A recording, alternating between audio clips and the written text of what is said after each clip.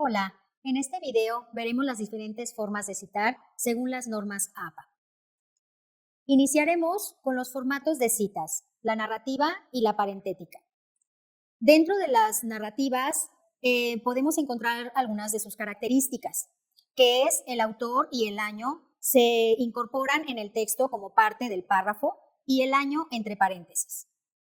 Y la parentética, el autor y el año se ponen entre paréntesis. Ahora continuamos, la explicaré con unos ejemplos para que se entienda mejor.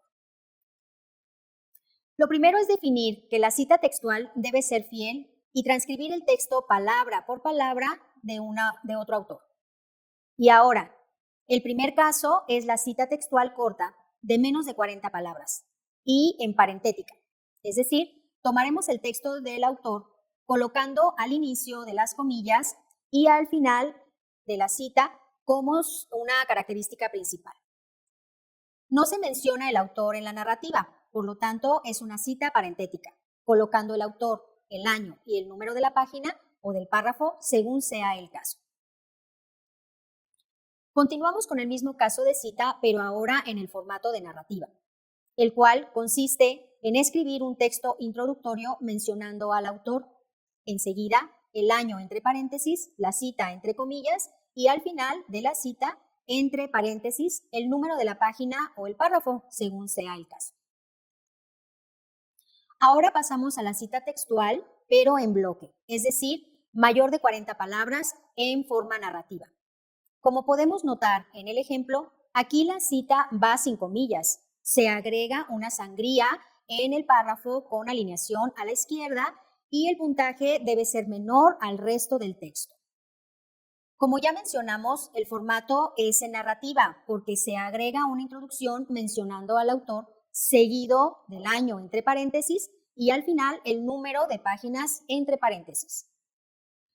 Continuamos con el mismo caso, pero ahora el formato en parentética, que lo que cambia es que al final se agrega el autor, el año y el número de la página y del párrafo, según sea el caso, entre paréntesis.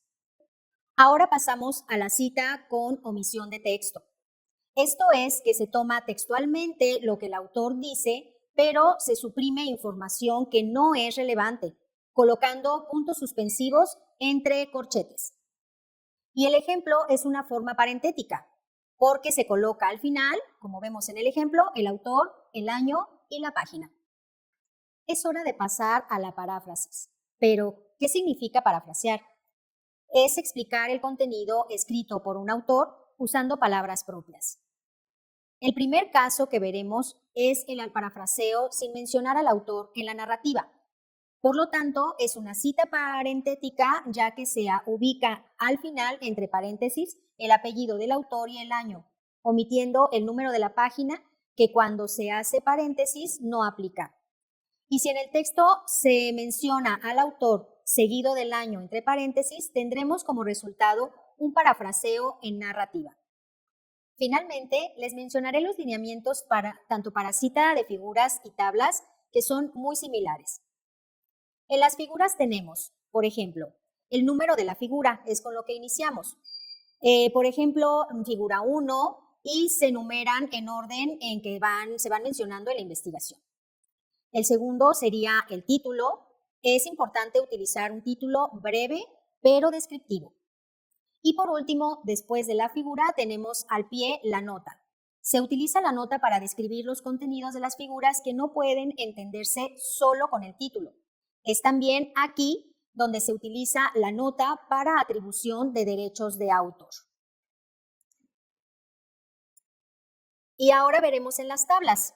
En las tablas también el número de la tabla, por ejemplo el número 1, y se numera en el orden en que van apareciendo en la investigación.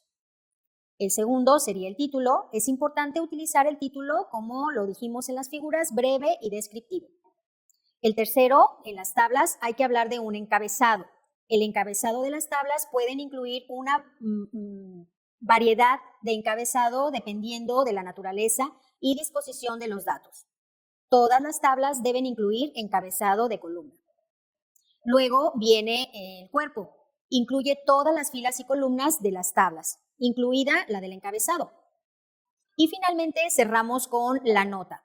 que se utiliza para describir los contenidos de las tablas que no pueden encontrarse solo en el título. Y también aquí se utiliza la nota para atribución de derechos de autor y se utilizan, se utiliza algún tipo de abreviatura en la tabla, puedes especificarlas.